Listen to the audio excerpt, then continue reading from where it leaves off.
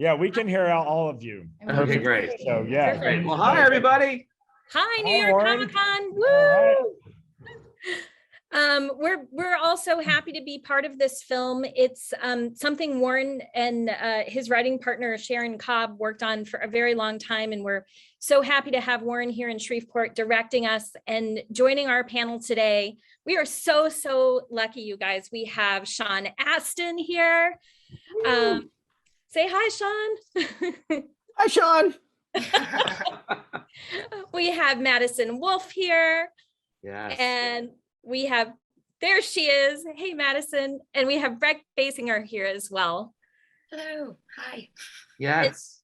All right. Madison and Breck and Sean are some of the members of the Williams family who you will get to know when this movie comes out. So, Yes. Indeed. so guys, we'd love to know how's shooting been going? I'm here, but I have to ask you for the benefit of everybody else. How's shooting going? I don't know. It's so good to see you all looking like normal people. Like when you're filming, Without a everybody mask, has I know. It's like Warren, he has a mustache. What? Oh yeah. Well, I figured, it's a 70s film, and as we're pushing into the last 2 grueling weeks of filming, I figured, I would just wear a mustache so occasionally I could bring some levity to the set when I do mask. I know Madison has found it quite entertaining. It's very hard to take me seriously on set. Oh no, Madison, your sound is off. It's not working. Oh no. Oh no. Can we dub her in? Oh no. Well, We'll add it in post. Yeah, it makes sense. We were all up until 6 a.m. shooting last night. So Well, Madison's in college. I don't know if I'm supposed to say that or not. Did you get? Say something, Maddie. Can we hear you? Oh, That's we still okay. can't hear. Okay. Yeah, we'll Terry, do you want to Right. give a little, like maybe introduce each character and tell us about what's happening on set and how it's been going? And Whatever you can say. Yeah, I'm not going to say too much because we don't want a lot of spoilers. I'll just say that we're entering into our last week of shooting.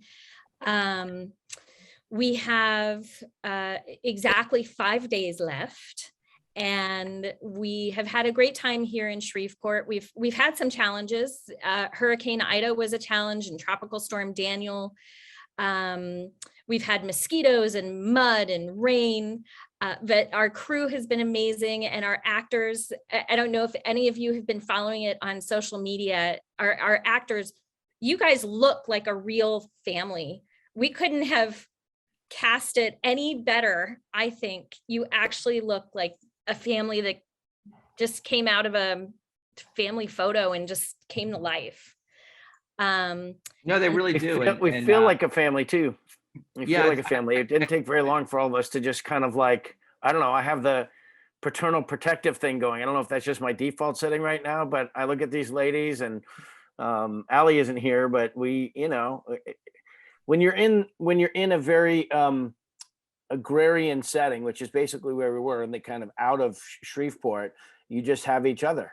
And so I think you cast us well in terms of how we all look with each other, but I also think you did a good job finding personalities that mesh pretty well. I would So- like to Yeah, think go ahead. so. And I think that what was really nice, Sean, is you did step into that kind of paternal figure. And as a father yourself, I think that was something kind of very easy for you to do. And I think that having a couple days to put you guys together and have you gel as a family. And I mean, everybody just kind of jumped in. I know Breck and Madison and Allie and my man Gavin, who's not here, but your son Gavin, Daniel in the film, really just that time together was nice. And I think it really helped kind of meld you guys together as a family. And it's one thing to look like a family, and then it's a whole other ball game to actually kind of live and work together as a family. So Madison, I don't know if your sound is working or not. No. still not working. Darn it. Breck, why don't you tell us what it was like to be Madison's sister? And It was so fun. Like Warren said, we got to come down a little early and rehearse and just kind of get to know each other.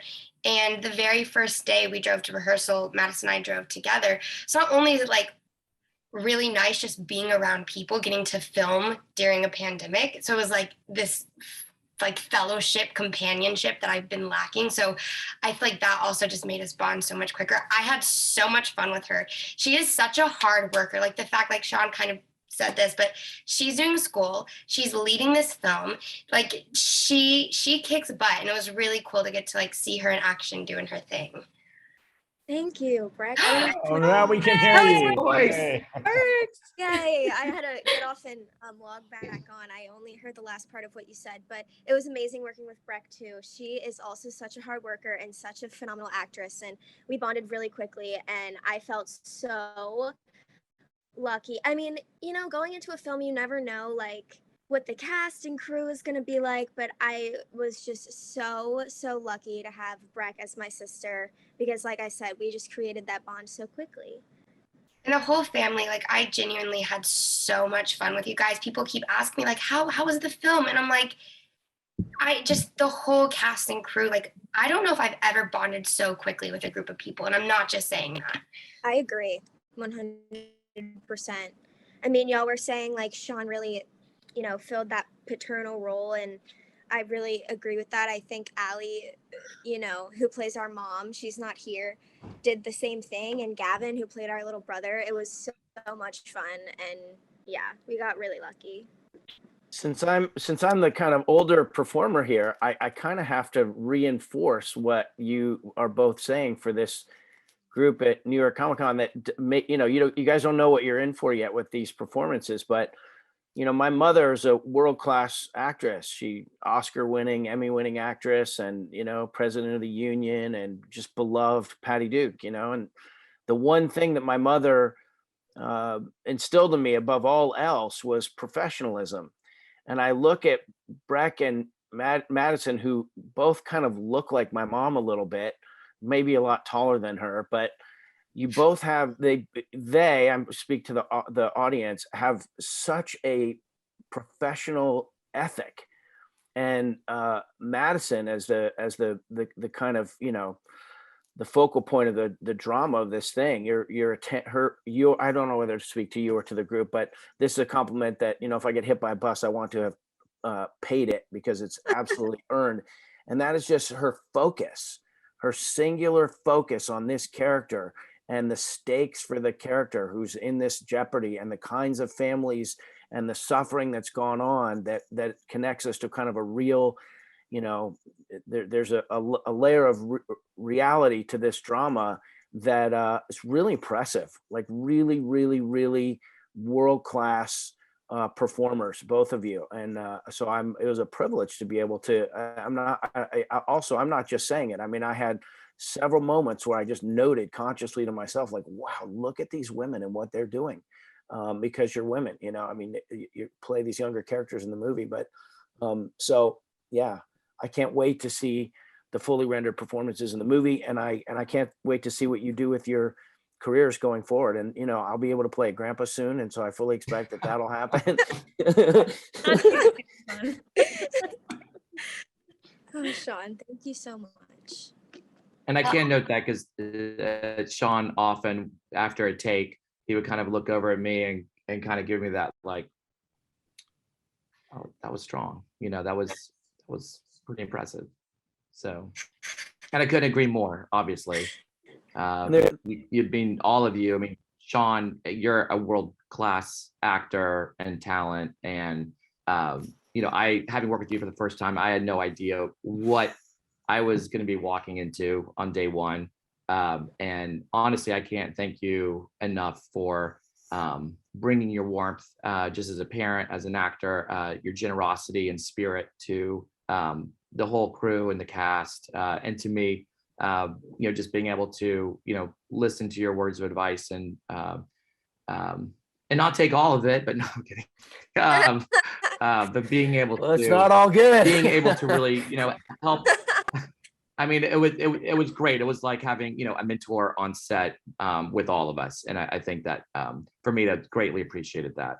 So It's awesome. thank you. Awesome. Awesome. We It's funny appreciate- because when there's no like real, I guess van chases maybe, but there's no like explosions. It's not high concept. I mean, I think there's a familiarity with Comic-Con with certain kinds of parts and things, certain kinds of movies that have a thing. But when we're in this setting, you almost have no choice but to be authentic, because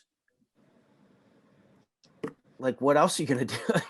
Like you're out there, and the ideas that are in this show are just so kind of basic. They're just basic family mores. And one of the things that I love about independent film is that you're afforded the time to kind of be with those characters and be in those setting. I keep want to call it a pastoral setting because we got this cotton field, but these settings and it's a period piece and it's set in the early 70s, and yet they're almost a little bit out of space and time. It could be the 50s. It could be like, it's, and so there's no space for artifice. It just has to be real. And then you have to get comfortable with that. You just have to be comfortable with the fact that, I mean, we sit around the fire with the marshmallows, or we sit, on wherever we are, and you just kind of, we live in a time with technology and communication and travel and pandemic and everything else where, boy, who would have thought me, Sean, born in 1971, in 2021, would make a film about 1973 where it would feel so remote and yet so kind of like welcoming and scary all at the same time, that there's just this, the concept of normalcy is sort of being pulled at, anyhow. That's how I feel. Well, I mean, I think there's the whole idea of, where we are as parents and media and being so plugged into everything. It's hard to imagine a time period in which, everyone was so unplugged. The media wasn't as prevalent and pressing so many darker stories that would make parents so ultra aware of, in this case, the man in the white van, but any kind of nefarious, darker agents at work out there.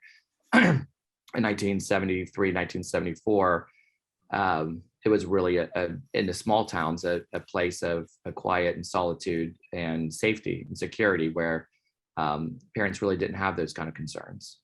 I think it was kind of, I know that was sort of a theme that we all sort of explored, trying to, put ourselves there, especially you and Allie. I think that was a big challenge, overall. Well, two things. One, Breck, what was it like for you to use a hardline telephone with like the telephone cord? Did you know what it was? Where you're like, what's this, a strange object? And then, Madison was a little bit on her own because we're all creating this reality that is not supposed to know what's going on with her. And I think it was reflected in the shooting too. Like Madison had to have her reality away from, I don't know. Is it too much to talk about that? No, I think that's interesting. Actually, and going back to Breck for a second, I think, honestly, one of the more fun scenes to film was the whole sequence with her on the landline on the telephone. And Breck, I thought you did an extraordinary job playing into that, having never worked with a real phone or a real old landline phone in your life. I love that y'all think I'm like so young, because my family definitely had one of those growing up, like the home phone with the cord. But thank you. A young face, I guess. I agree. That scene was so freaking fun. There was a lot of improv in that scene, which there wasn't room for that in a lot of areas, but that scene we really just got to go off on. Hey team, we don't have a whole lot of time left, so I do want to open it up to questions. I'm sorry if you can't hear me. I'm on a microphone for those of you who are on Zoom, but I would love to open it up to questions to our audience. And I will repeat the questions since y'all cannot hear them. And by the way, we're running out of power on this laptop, so we might lose you guys too. I want to thank you all in advance for Yeah. doing this sneak peek. Yeah, this has been amazing. You guys are awesome. And we can't wait Really for good. this film to actually appear, and hopefully another audience at New York Comic Con or another major con will be able to enjoy it when it actually comes out. All right, who has questions for Any the questions? cast and crew of Man in the White Van? I will start it off. To the cast, this is a period piece from the 70s. What is your favorite thing that you have gotten to wear that you would never wear today? I know my answer. I can jump in if nobody else wants to. Yeah, go for it. So Annie, my character, she wears a lot of, I would say, basic outfits for the time period, but one of my flare jeans. They have stripes on the side, and they're just so cute. She wears them quite often, so that would be one of my favorite pieces. And then two pairs of boots, but my favorite is the real vintage boots that our wardrobe department managed to find for me, and they're not the most comfortable, but they're so cute. And like I said, they're actually from the 70s, so they're so. Madison, you're kind of breaking up for us a little bit. But we did hear the jeans, Yeah. the stripes, and the vintage 70s boots. So. Yeah, but I don't think that was a good answer to That's that question, because Yeah. you would look great wearing those today. Like That's they true. said they Mhm. wouldn't wear Yeah, today. they're stylish. For me, I hope you walk with those jeans. they're cute. You could totally rock those today. Too. What's the Disney movie set in New Orleans? Princess and the Frog. Princess and the Frog. I had a suit where I was pretty sure I was the villain from the Princess and the Frog. I probably wouldn't wear that. Well, Breck, I know you were particularly excited about this, doing the period piece and everything, especially for the wardrobe Yes. options. So I don't know if you want to chime in on your experience. Yes, very much, because this was one of the most exciting things for me. Tiger, our wardrobe stylist, she did such a good job. And Margaret, my character, is very girly, all about fashion, clothes, but also we're living in, kind of rural area. So we had to find this balance with my character of fashionable, but also realistic. I think every single thing I wore was actually true vintage, which was really fun. I love shopping as well, so that was great.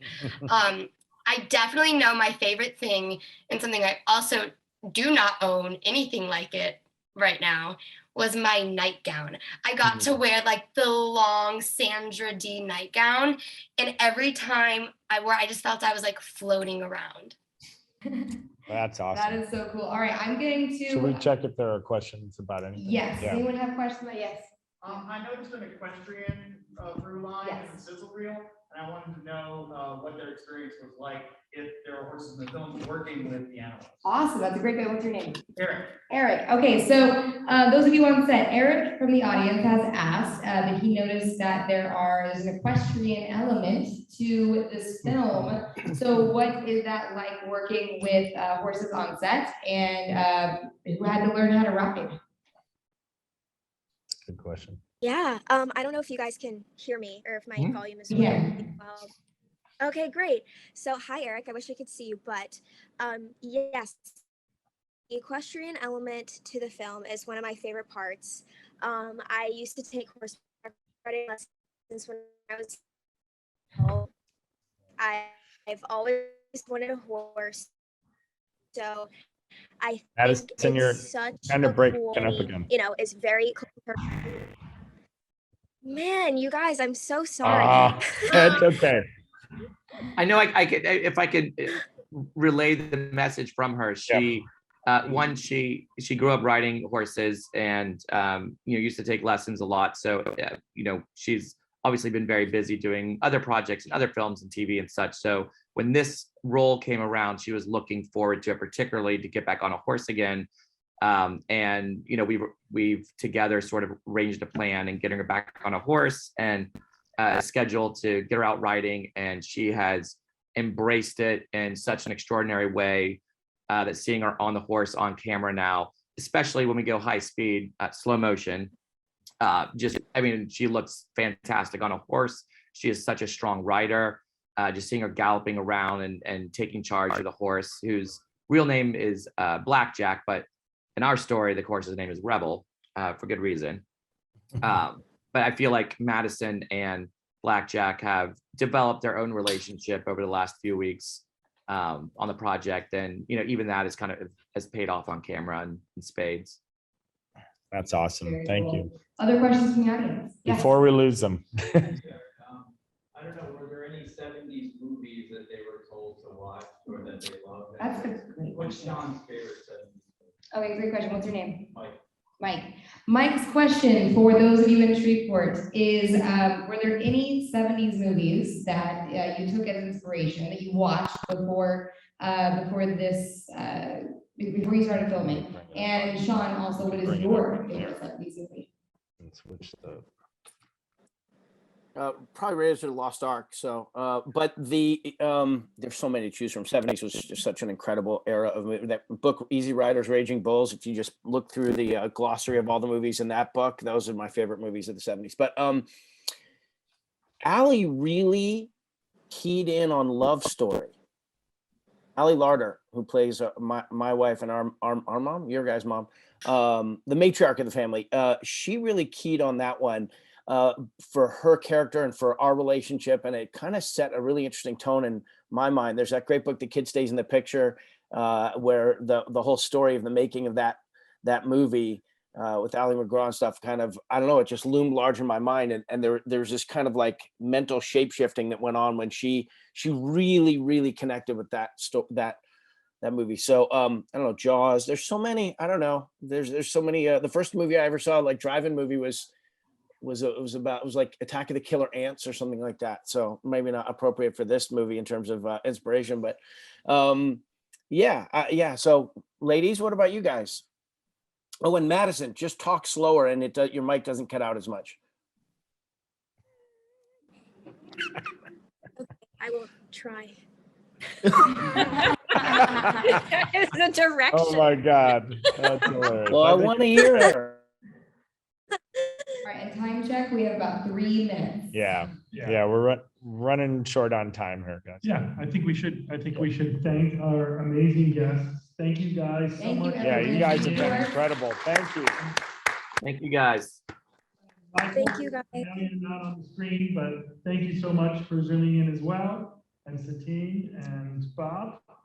Yeah. Do And we want Randy, also Thank moderator. you. Are there any questions regarding Destination Fantastic, Boys Love Batman, anything like that? or Legion M? Yeah, and you can talk to us afterwards. We're Yeah. gonna All right, I have walk one outside. final question and I want Warren, Teen, and Bob to answer this in like 15 seconds or less each. Are you ready? Warren, you go first. 15 seconds or less. What does it mean to you to have the Legion M community behind this project?